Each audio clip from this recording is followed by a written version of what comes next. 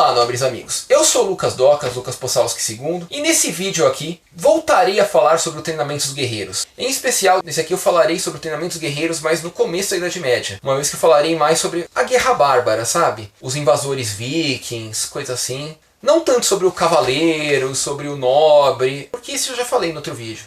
E nem quanto aos mercenários, porque esses eu também já falei. Mas neste caso eu falarei mais sobre o treinamento dos guerreiros bárbaros, dos vikings, dos hunos, dos eslavos, dos germânicos, e dos germânicos eu falo dos germânicos ainda bárbaros, dos celtas e por assim vai. Antes de tudo é importante ressaltar que, como estamos tratando de uma fase bárbara da Idade Média, neste caso há pouca distinção entre nobre e não nobre, entre aquele que luta e aquele que não luta, podendo ser muito fácil transitar entre a não nobreza e a nobreza, nesse caso, entre o fato de não ser um guerreiro e ser um guerreiro. Neste caso é muito mais fácil, não é que nem o que eu falei no outro vídeo, porque no outro vídeo eu falei já do final da Idade Média, onde já havia um conceito mais estabelecido de quem poderia ou não lutar, ou quem iria ter interesse em lutar ou não. Então neste caso falarei mais sobre a Guerra Bárbara. E por que é importante entender a Guerra Bárbara? Porque sim, as guerras no começo da Idade Média eram predominantemente guerras bárbaras. E a grande diferença da Guerra Bárbara para a Guerra comum da Idade Média, a Guerra Nominal, é que, neste caso, não é um conflito entre um nobre e outro, onde a luta é entre eles vão deixar a população à parte, coisa assim.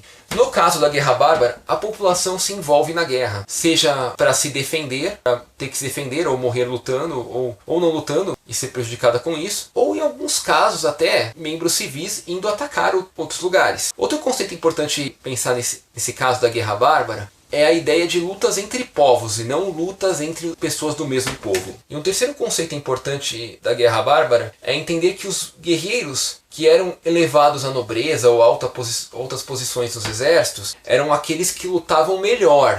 Neste caso, eram aqueles que se destacavam e lutavam melhor. E não aqueles com melhor, com suas origens evoluíram num treinamento melhor. Lógico que sim. Origem sempre influenciou o treinamento das pessoas. Aquele que nascia num clã de guerreiros tendia naturalmente a aprender desde mais cedo a lutar e por consequência dominar melhor as artes da guerra. Porém, poderiam haver exceções, e neste caso as exceções eram respeitadas. E mais do que isso, muitas vezes aclamadas até. Então, basicamente, é importante compreender isso. Então, como podemos dizer, qual que era o treinamento de um guerreiro bárbaro? Antes de tudo, não havia uma idade exata para eles começarem a treinar. Bastava ser o momento dele sentir que ele deveria ir para a guerra, seja para se defender ou seja para atacar. Ele provavelmente não começaria a treinar muito antes, a menos que ele tivesse uma origem de família de guerreiro, como eu falei já. Mas, com exceção desse caso, o aprendizado de luta tenderia a ocorrer num período mais próximo dele embarcar numa guerra, seja para ele ser o atacante, o invasor, ou seja para ele ser a vítima e se defender. Uma coisa importante ressaltar da Guerra Bárbara é que muitas artes de luta eram treinadas, artes com escudos e paredes de escudos, com espadas, com lanças, com arcos, com machados, com outras armas. Mas na Guerra Bárbara, no geral, não era comum o uso de cavaleiros, pois o cavaleiro, o clássico cavaleiro como vemos hoje, não que não existisse no começo da Idade Média, mas no geral predominava a cavalaria leve, que era composta pela nobreza em si, embora a distinção não fosse tão clara, ainda havia alguma distinção, ainda havia aquelas famílias de guerreiros. Estes normalmente compunham as linhas de cavalaria e treinavam essa arte, até porque não era todo mundo que conseguia ter um cavalo na época, né? Então a maioria dos guerreiros bárbaros não costumavam treinar artes de cavalaria, treinavam somente as artes como soldados a pé, os famosos foot soldiers dos jogos. Então eles praticamente treinavam muita luta a pé. Por consequência, por treinarem muita luta a pé, eles acabavam treinando também muita formação defensiva. Afinal, a cavalaria, quer queira ou quer não, permite uma forma de luta muito mais individualizada em campo de batalha, dada a velocidade dos cavalos. A pé você não tem essa velocidade toda, então provavelmente você vai ter que participar de mais formações militares defensivas ou ofensivas. Então eles treinavam muitos avanços com paredes de lança ou de escudo, treinavam defesas também,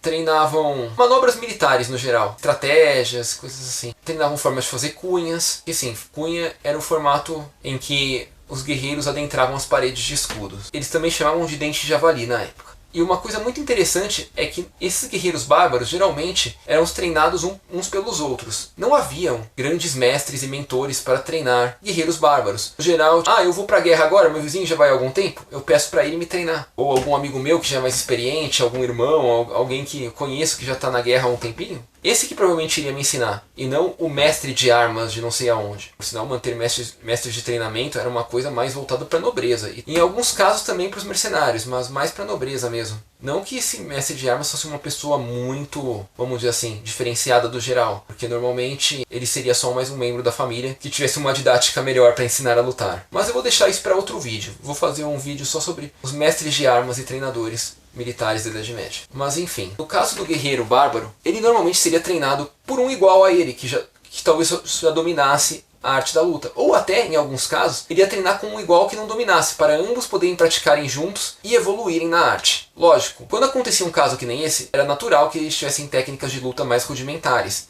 Na verdade, era natural, durante a Guerra Bárbara, lutas mais rudimentares, que nem todos tinham como saber lutar Fiore ou Lichtenauer nessa época. Mesmo porque o Fiore e o Lichtenauer viveram muitos anos depois da fase pagã bárbara da Idade Média. Eles já viveram na fase final dela. Então sim, esperava-se também técnicas de luta mais rudimentares. E um elemento importante de ressaltar. Docas, mas é um treinamento bem precário para um guerreiro, perto dos guerreiros do final da Idade Média. O desempenho deles era tão bom assim na guerra também? Então, por incrível que pareça, não era. De tanto que isso é relatado da guerra das invasões vikings à Inglaterra. Quando os vikings chegaram em Wessex, e não nos outros reinos que eram um pouco mais desorganizados, era curioso, mas os exércitos de Wessex, com metade ou menos o tamanho dos exércitos vikings, acabavam vencendo muitas batalhas. Por quê? Porque os vikings, muitas vezes, eu não estou falando algum Jarl específico aí, não, eu estou falando do viking comum. O viking comum, normalmente, tinha um treinamento bem pior do que o guerreiro saxão comum, porque o guerreiro saxão comum era um guerreiro nobre. À exceção do Fyrd.